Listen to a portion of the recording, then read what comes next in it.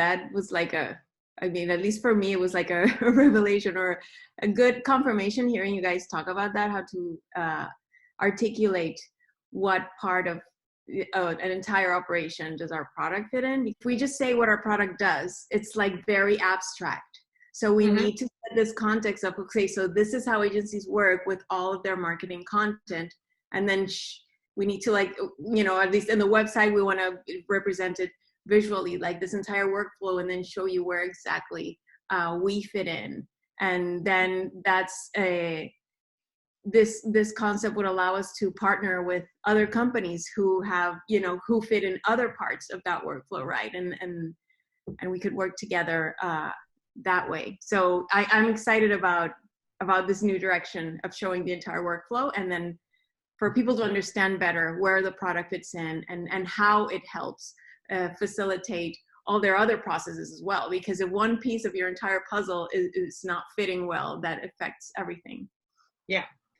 And that will be a great piece of content after you do the very basic one, which is right now, agencies are trying to figure out how to save money, how to increase their productivity. Yeah. So you need to look at an organizational chart. A typical org chart for an agency will have a content strategist, have an account manager, have a content creator. You know, go and get some typical organizational charts and put some ballpark times in there. If the average account manager is looking after 10 accounts, on an average week, they're spending X amount of hours getting content approval, if they're lucky. You know, yeah.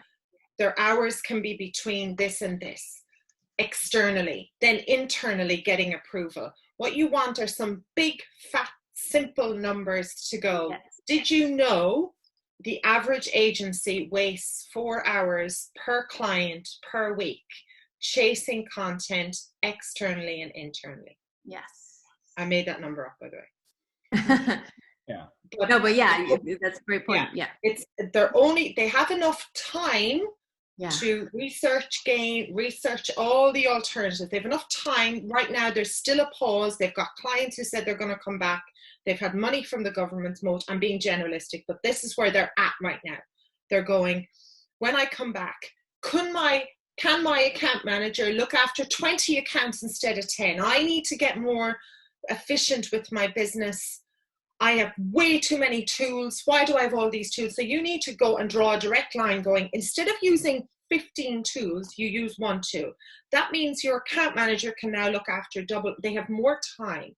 Your clients are more efficient. So all the things that are going to show them how they're going to consolidate the number of products they're using in order to save money, do some average costs. Go, you know, these 15 products cost X amount, hours cost this. Not only your account managers are spending this amount of time per account. That's, you know, X amount of time every month.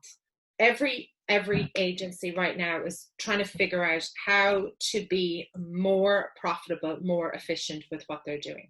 Yeah, and Yanisa and Deborah and Andrea. So one of the things back to the strategy is like, okay, well, the content is this. It's okay, napkin math. Then you have to find what the use cases are. This is to a persona. So you do have to layer in, obviously, what is the persona? So first thing you want to do is say, okay, well, the persona is the CMO of a marketing agency. If a marketing agency has a CMO, that may be all you need to do, because that qualifies them in another category of, if you have a CMO, chances are you have at least 20 employees, you've got at least this much going on, right? The next thing is who do you sell well with, or who do you replace? It may be a replacement. The search that I just pulled is box partners with industry marketing and advertising, management consulting, and technology services. Those are the 3 LinkedIn filters that you need to qualify an agency or a consultant, right? So you don't want box partners that are integration partners. You want people that are in some sort of an agency. So there's only 32 there, but you can imagine layer on Dropbox partners, layer on XYZ. So now you've got your list, you've got the napkin math that Claudia explained, and then you have the workflow. The workflow is the harder part. hopefully, you know, you guys come up with a good idea. We'll actually articulate that in the way we do for you in the program, of course. But you can imagine the video content or an ebook as like, okay, well, you're spending this much time in your typical box or Dropbox workflow. If Gainapp's included, shave 10 hours a month or 10 hours a week off of that, i.e. XYZ $500 a week in time, because the average CMO is going to be anywhere between 100 and 200 bucks an hour, or whatever that person is. And then you make it easy for them. You hand it to them on a silver platter. So this is Gainapp in a workflow, right? So assets go out to here, they come in through here. Here's how it looks.